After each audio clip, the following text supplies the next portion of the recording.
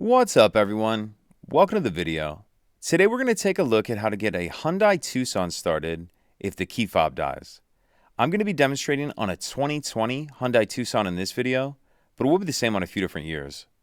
And this is only going to apply to the Hyundai Tucsons that have a push-button start ignition.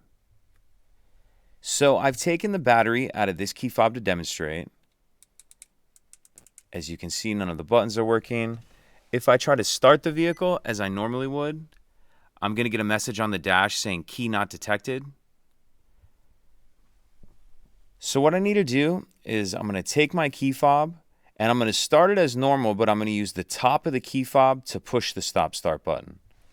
So press the brake in and then come over here. And now you're ready to drive as normal.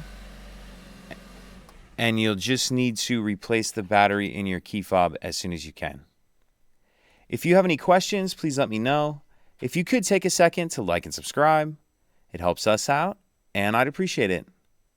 Thank you.